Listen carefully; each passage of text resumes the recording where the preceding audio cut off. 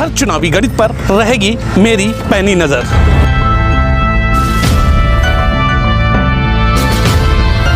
खबरों के साथ उनका विश्लेषण भी।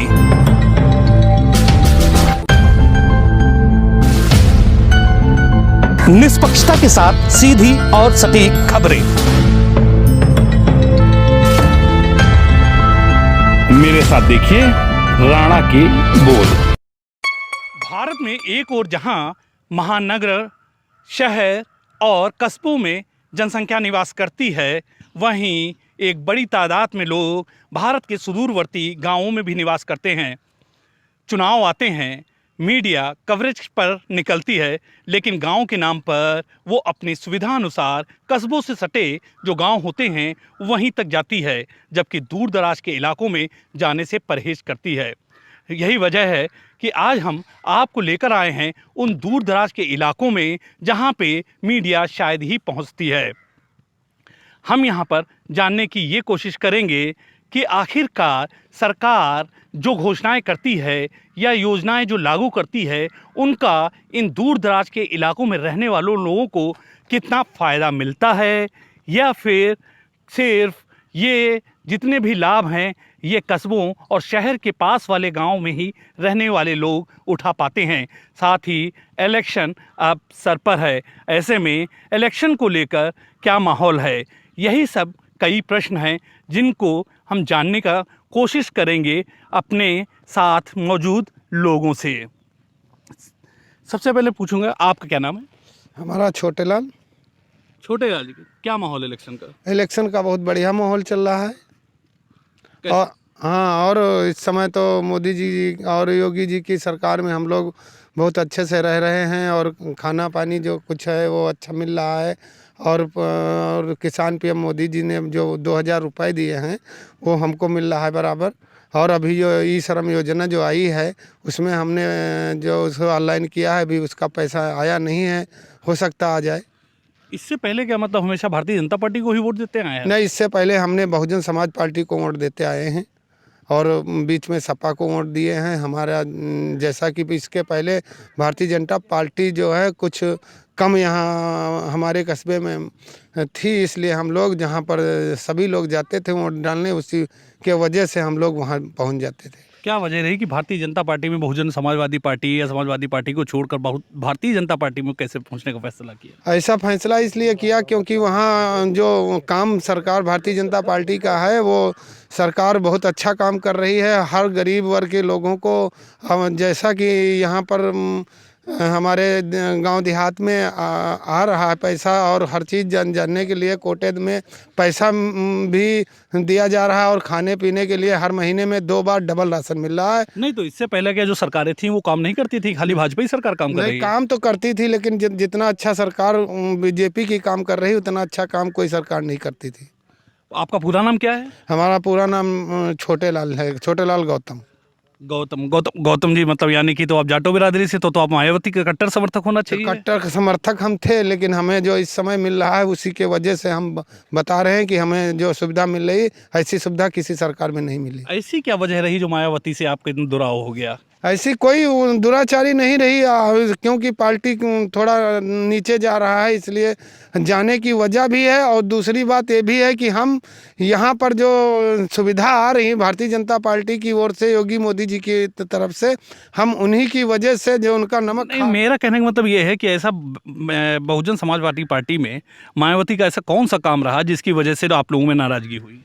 नाराजगी क्या, हम जब सरकार बनी तो हम लोगों का काम नहीं किया गया, और जो कुछ हमको मिलना चाहिए था वो मिला नहीं, इसलिए हम लोग भारतीय जनता पार्टी को समर्थन कर रहे हैं। मतलब ये माना जाए कि दलित जातियों में केवल जाटो ही जातियों का काम हुआ, जो अन्य दलित जातियां हैं उनका काम नहीं मायावती सरकार में हुआ? काम करी होंगी, लेकिन हम अपना काम जानते हैं, हम किसी का काम नहीं जानते हैं। अच्छा, ठीक है। आपसे पूछेंगे रामलाल जी। हाँ जी। ये बताइए कि इस बार आप किसको वोट देने का मन बना रहे हैं? हम तो हमेशा फूल को ही वोट देते हैं। क्या वजह है फूल को वोट देने की? इसके अलावा किसी पार्टी को नहीं दिया? हम कभी किसी का पार्टी को नहीं दिया, फूल को वोट देते हैं, हमेशा देते हैं, अभी भी देंगे। ऐसी कौन सी बात है कि आखिर और कोई पार्टी को आप वोट ही नहीं दिए, केवल फूल ही को वोट देते हैं? हमारी खुशी है, बस हम इसीलिए देते हैं।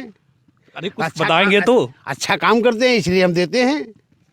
हमको राशन फ्री मिलती है, और लाल कार्ड भी हमारा बना हुआ है, उसको 35 किलो हमको राशन कम पैसे में मिलती है, इसलिए हम उनको वोट देते हैं। वो अच्छे आदमी है। तो इससे पहले क्या सरकारें नहीं देती थी? इससे पहले बने नहीं था, बना था तो मिलता था बराबर, लेकिन हम वोट फूल कर ही देते थे पहले। अच्छा, इधर आ जाइए, इधर यहाँ पे भाई, दूर मत जाइए अभी। आपका नाम? अभिनव प्रताप सिंह। अभिनव जी, जरा जानना चाहेंगे कि क्या माहौल है इस बार चुनाव में, कैसा उत्साह दिख रहा है? चुनाव फिर से भाजपा ही जीतेगी। क्या वजह है? वजह साफ है, जब काम करेंगे साफ, कोई चोरी चमारी नहीं है, कहीं से भी कुछ दिक्कत तो देते नहीं ये लोग। अगर आप बढ़िया स्तर की बात करें, सरकारी योजनाएं हो सबको पहुंचती हैं, लगातार पहुंचती हैं। आपके एक फ़ोन पर काम होते हैं, वो चाहे एसपी साहब हो और चाहे डीएम साहब हो, आपके फ़ोन पर उनको काम करना पड़ता है, आपको दौड़ना नहीं पड़ता सरकार के पास। जैसे पहले लोग ज्ञापन लेके जाते थे, राशन नहीं आता था, 2 महीने में एक बार राशन बढ़ता था। और खैर तेल और नमक तो बहुत बड़ी चीज़ हो गई, राशन ही मिल जाए लोगों को बड़ी चीज़ें होती थी। अब ऐसा कुछ नहीं है, आपके एक फ़ोन पर कोटेदार का कोटा निरस्त हो जाता है। लोगों के मन में, चोरी करने वालों के मन में डर है, डरते हैं चोर। तो ये माना जाए कि जितना भी राशन वाशन है, वो सब कुछ, जितनी योजनाएं हैं, उनका लाभ मिल रहा है पूरा? सबको मिल रहा है, बिल्कुल मिल रहा है। और मैं ये सबको नहीं कहूँगा कि 1 भी % कहीं से कम मिल रहा है किसी को, कुछ भी। वो लोग कहते होंगे, जो भी कह रहे होंगे, उनका कार्ड नहीं बना होगा या वो लोग नहीं आते होंगे सूची में, तो उनको नहीं मिल रहा होगा। जिनका कार्ड, जिनकी सूची बनी हुई है, उनको सबको एकदम बराबर से मिलता है। शुरुआत से क्या भारतीय जनता पार्टी को वोट देते हैं, इसके अलावा और भी किसी पार्टी को वोट दिया कभी? मैं पहले कांग्रेस को वोट देता था, भाजपा को तो अभी तो देना शुरू किया है जब से मोदी जी आए। क्या वजह रहेगी कांग्रेस से अलग हो गए? उनके भी राज में यही था, मुझे तो मिलती थी चीज़ें, लेकिन गाँव वालों तक पहुँचती नहीं थी।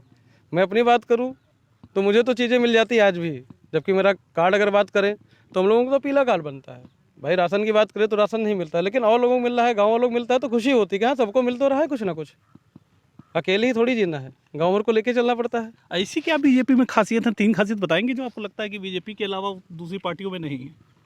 पहली चीज़ तो परिवारवाद ही नहीं है बीजेपी में। अच्छा, परिवारवाद एक बहुत बड़ी चीज़ है, सबसे बड़ा कारण।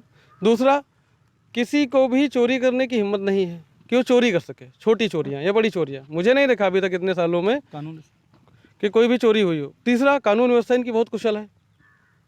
आप कुछ भी करिए, कैसे भी, तो जितने भी अपराधी, जैसे योगी जी की बात करें तो चाहे पेपर लीक हो, चाहे अपराधी गण हो, कहीं बुलडोजर तो कहीं गोली, कहीं गाली पलट ही जाती है, कुछ ना कुछ हो ही जाता है।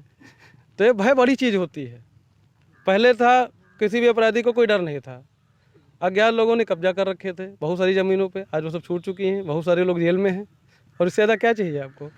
छोटे जी, ये जानना चाहेंगे कि आप तो बसपा को भी वोट देने वाले रहे हैं, कि क्या वजह है? ऐसा लगता था जैसे 12 और 17 में बसपा पूरी दमखम से लड़ी थी, लेकिन ये जो चुनाव है इसमें बसपा अपनी पूरी दमखम से अभी तक लड़ती हुई दिखाई नहीं पड़ रही। क्या वजह लगती है? हमको तो यही लग रहा है कि जो है मायावती जी ने थोड़ा अभी हो सकता है कि दमखम दिखाने में कामयाब नहीं हो रही, इसलिए नीचे बैठी हुई हैं। हमको तो अभी नहीं, आगे तो नहीं दिख रहा है, कोई प्रत्याशी भी नहीं दिख रहा अच्छा सा। और आने का मतलब यही है कि हम तो देखते आए हैं कि जितना जोरखम भारतीय जनता पार्टी में है, उतना जोरखम किसी पार्टी में नहीं दिखाई दे रहा है। नहीं तो आप तो बसपा के साथ शुरुआती दौर से भी जुड़े रहे हैं, लेकिन अब क्या, किस वजह से दिखाई दे रही है कि बसपा कमज़ोर हो रही है? कमज़ोर इसीलिए हो रही है क्योंकि अच्छा काम बीजेपी कर रही है, इसीलिए बसपा कमज़ोर हो रही है। अच्छा, बीजेपी अच्छा काम कर रही है इसलिए कमज़ोर हो रही है। चलिए, आप लोग बात करने के लिए बहुत बहुत धन्यवाद।